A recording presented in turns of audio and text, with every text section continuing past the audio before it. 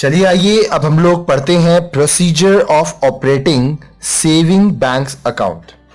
बचत बैंक खाते की परिचालन। आप बैंक अकाउंट अगर खोल लिए हो तो आपको यह भी सीखना होगा कि बैंक अकाउंट को आप किस तरह से ऑपरेट करोगे यानी चलाओगे। Once you have opened the account, you must know how to operate the bank account. In other words, you have to know the procedure to be followed for further deposits to be made in the account and for withdrawing money from the account. खाता खोलने के पश्चात आपको इस खाते के परिचालन के विषय में भी जानना चाहिए।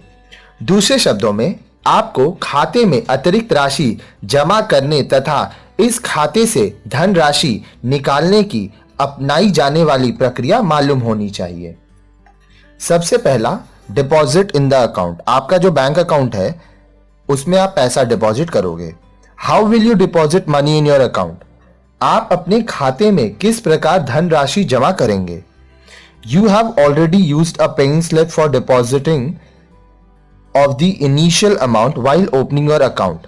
जब आपने खाता खोला था तब खाता खोलने के समय प्रारंभिक धन राशि जमा करने के लिए जमा पर्ची का प्रयोग को आप पहले से जानते हैं। It is a printed form which you get in the bank. यह एक छपा पत्र है जिसे आप बैंक से प्राप्त कर सकते हैं। आप बैंक जाएंगे और बोलेंगे पेइंग स्लिप दीजिए, पैसा डिपॉजिट करना है, वो लोग आपको पेइंग स्लिप दे देंगे। Each paying slip has two parts divided in perforation. The right hand part is known as foil and the left hand part is known as counterfoil. The slip has to be filled up while depositing cash or a check. प्रत्येक जमा पर्ची के दो भाग होते हैं जो छेदन द्वारा पर्णिकाओं में बटी होती हैं। दाहिनी हाथ के भाग को पर्णिका फॉइल तथा बाएं हाथ के भाग को प्रतिपर्णिका काउंटर फॉइल कहते हैं। इस पर्ची को नकदी तथा चेक जमा करने पर भरा जाता है। Separate paying slip form will have to be filled up while depositing both cash and cheques. नकदी तथा चेक जमा करने के लिए अलग अलग जमा पर्चियां भरनी होती है, लेकिन बहुत जगह पे आप देखोगे कि कैश और चेक जमा करने के लिए आपको एक ही पेइंग स्लिप दिया है और वहां पर बहुत सारे रिक्त स्थान हैं जिन्हें आपको कैश और चेक के हिसाब से भरना पड़ता है। Suppose you have to deposit cash in your account. मान लीजिए आपको अपने खाते में नकदी जमा करनी है। The paying slip has to be filled up giving the date of deposit, your name or account holder's name if you deposit money in somebody's account, account number and the amount deposited in figures and words. आपको जमा पर्ची पर जमा की तिथि, तारीख लिखनी पड़ेगी, अपना नाम, खाता संख्या तथा जमा राशि शब्दों तथा अंकों दोनों में लिखनी होगी। Besides, you have to enter on the slip in the place indicated how many currency notes of different denomination rupees 5, 10, 20, 50, 100, 500, 1000, 2000 etc. are being deposited along with the amount against the types of notes. आप किस प्रकार का note डाल रहे हैं, कितने 5 के note है, कितने 100 के नोट है, कितने 1000 के नोट है, ये सारा आपको वहां लिखना पड़ेगा।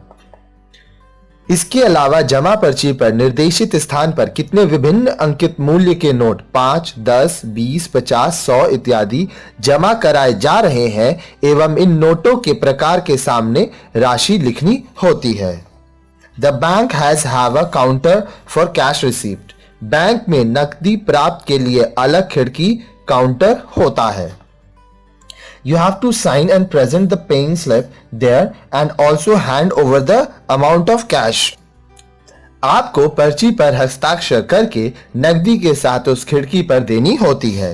The receiver will keep the foil right hand part of the paying slip while the left hand part counterfoil will be rubber stamped, signed by him and returned to you.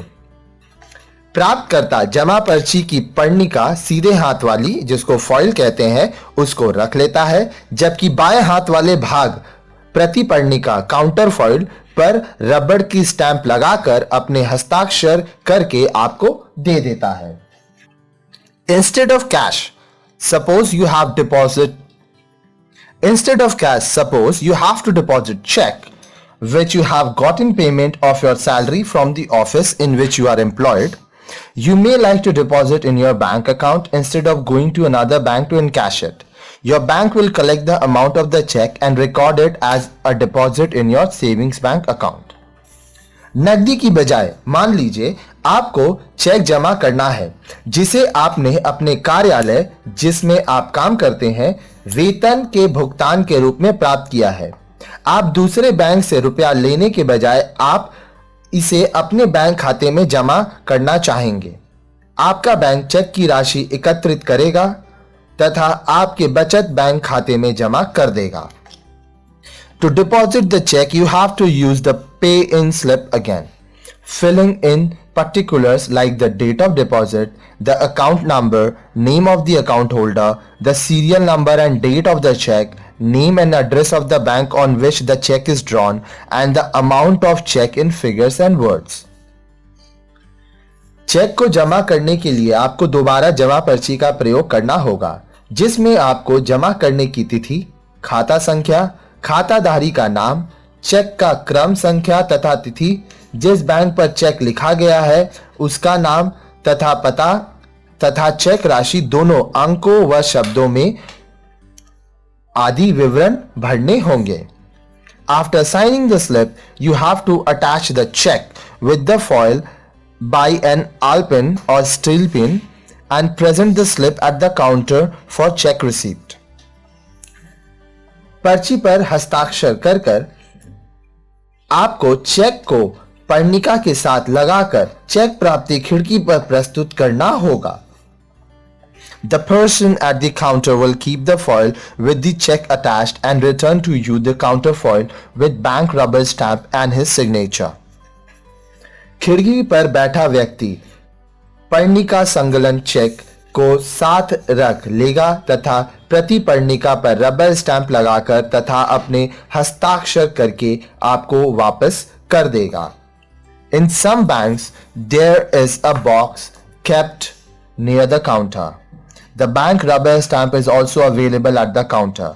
The depositor is to put the rubber stamp on the foil and counterfoil.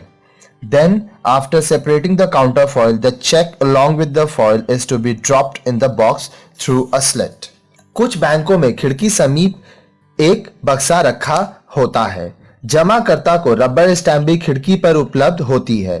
जमाकर्ता को rubber stamp को पर्णिका तथा प्रति पर्णिका पर लगानी होती है। इसके पश्चात प्रति पर्णिका को अलग करके चेक को पर्णिका सहित बॉक्स में डालना होता है। आइए हम लोग देखते हैं विड्रॉल फ्रॉम डिपॉजिट अकाउंट। खाते से राशि निकालना। You deposit your saving for use in future. आप अपनी बचत को भविष्य के प्रयोग के लिए जमा करते हैं।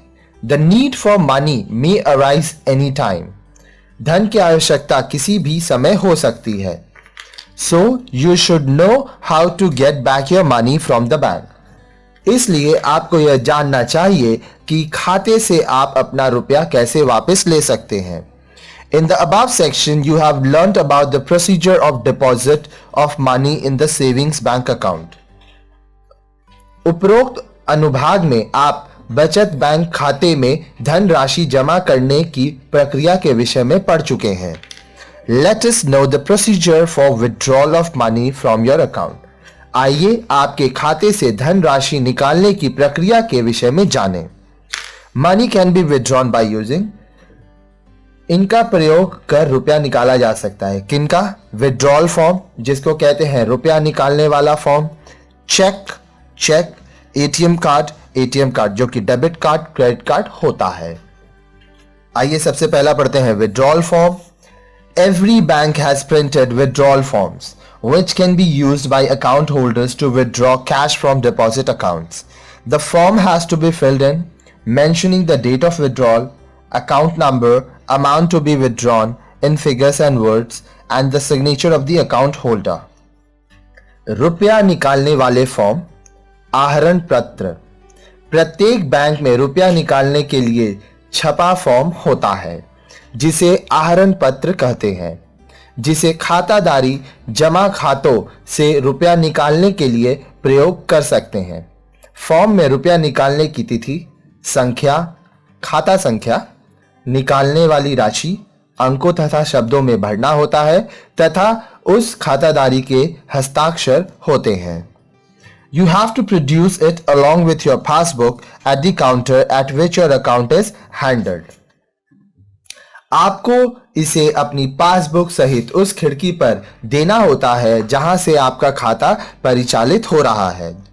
At the counter, the officer concerned generally passes the form for payment after checking the balance in the account and the signature on the withdrawal form against the specimen signature on the record. खिड़की पर संबंधित अधिकारी साधारणतः form को खाते में शेष तथा रिकॉर्ड के नमूने के हस्ताक्षर से फॉर्म के हस्ताक्षर का मिलान करके भुगतान हेतु पास कर देता है। अगर आपके अकाउंट में बैलेंस है तो आपको पैसा मिल जाएगा, नहीं है तो नहीं मिलेगा। The amount of withdrawal is recorded in the passbook and payment is made at the counter if the amount is within a certain limit of 5,000. Otherwise, a disc or token is given which bears a number. This has to be presented at the cash payment counter for receiving the amount withdrawn. निकाली गई राशि को passbook में लिखा जाता है तथा खिड़की पर भुगतान कर दिया जाता है। यदि राशि एक विशेष सीमा, कहिए 5,000 के अंतर्गत है, अन्यथा एक टोकन जिस पर एक संख्या होती है दे दिया जाता है।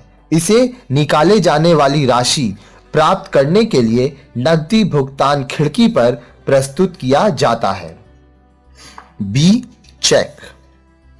आइए अब चेक के बारे में पढ़ते हैं।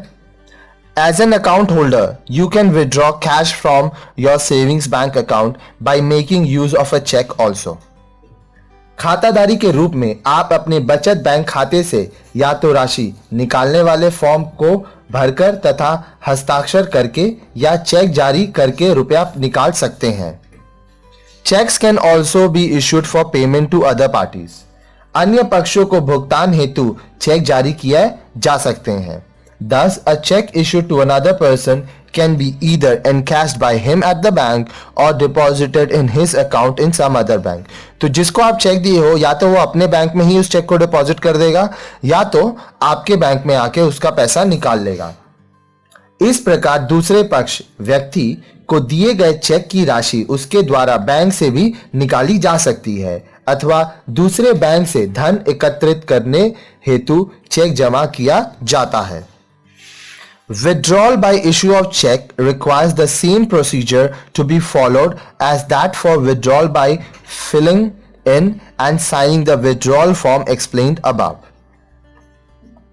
चेक द्वारा रुपया निकालने की प्रक्रिया वही है जो रुपया निकालने वाले फॉर्म भरकर तथा हस्ताक्षर करके की जाती है, जिसे हम लोग आगे पढ़ चुके हैं। In both cases, the amount of withdrawal is recorded in the books of the bank in the relevant savings bank account.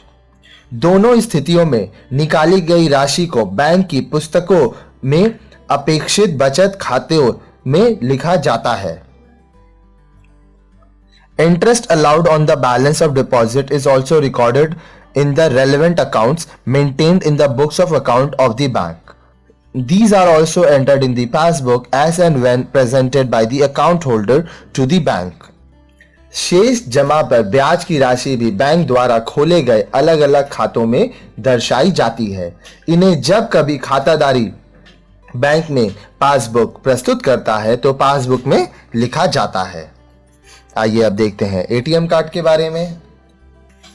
Banks issue ATM automated teller machines card to its depositor for easy withdrawal of money from their accounts. Bank अपनी जमाकर्ताओं को ATM card, automated teller machine card, जिसको debit card या credit card के रूप में जारी करते हैं, जिससे वह अपने खाते से पैसा निकाल सकते हैं। This card is used for withdrawal of money from savings or current deposit account through automated teller machine ATM. इस कार्ड का प्रयोग स्वचालित टेलर मशीन एटीएम के माध्यम से बचत बैंक खाते एवं चालू खाते दोनों से रुपया निकालने के लिए किया जा सकता है। It is a magnetic card which can be operated by using a particular secret number. यह एक चुंबकीय कार्ड होता है।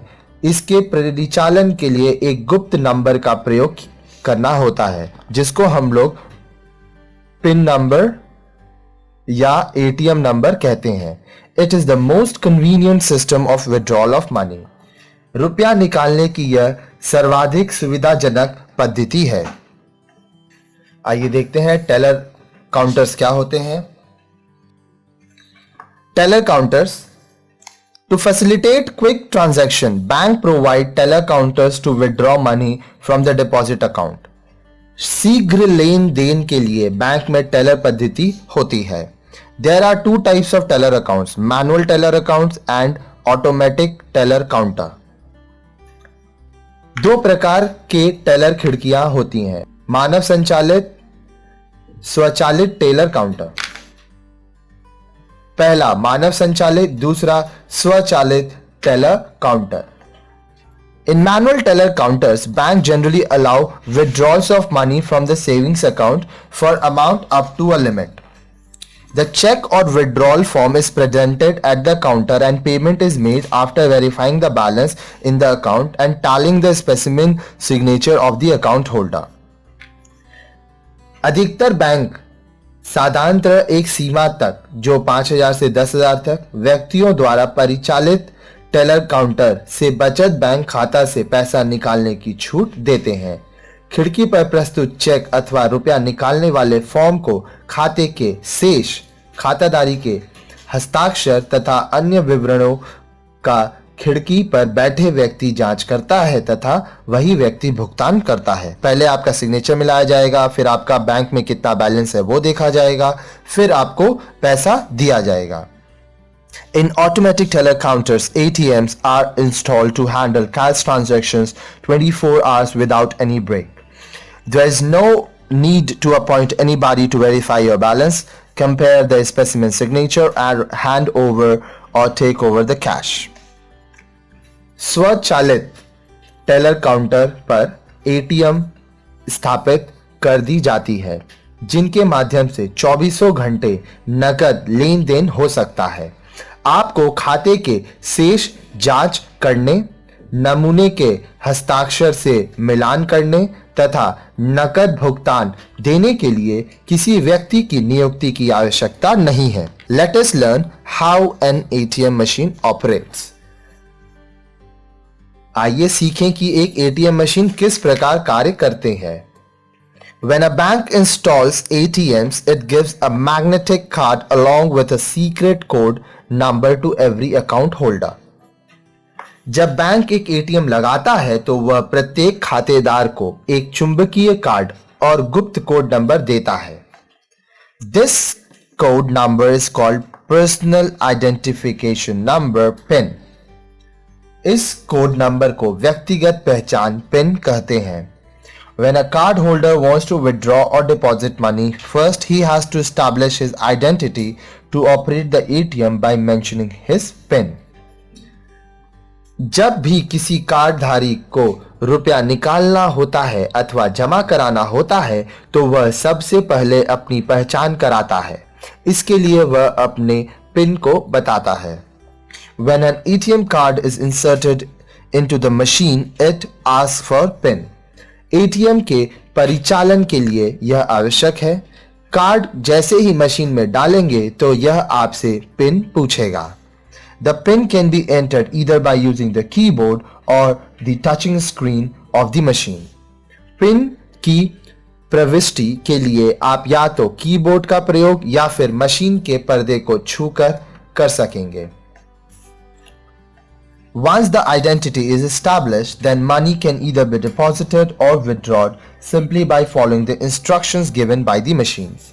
एक बार आपकी पहचान हो जाए तो मशीन आपको पैसा निकालने अथवा जमा कराने के संबंध में दिशा निर्देश देगी। For deposit of cash, it is required to keep the amount in a special envelope, which is available at the ATM center.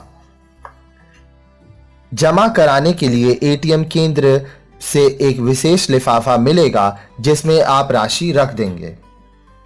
After sealing the envelope and writing the necessary information on it, the envelope will be kept near a slit.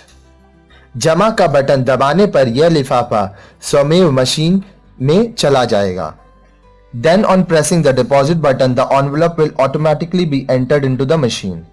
The bank officials will collect those envelopes at regular intervals and credit the amount in the respective accounts. Similarly, withdrawal of money can be made by pressing or touching the withdrawal button and then mentioning the amount of money required.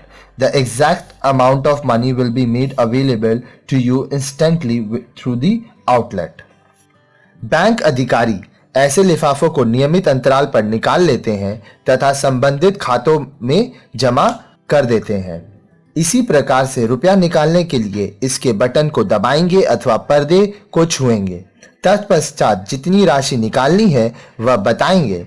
पूरी राशि आपके लिए तुरंत मशीनों से बाहर आ जाएगी। अगर आपके अकाउंट में बैलेंस होगा तो पैसा आपको मिल जाएगा और अगर आपके अकाउंट में सफिशिएंट बैलेंस नहीं होगा तो फिर आपका ट्रांजैक्शन कैंसिल हो जाएगा और आपको कुछ पैसा नहीं मिलेगा।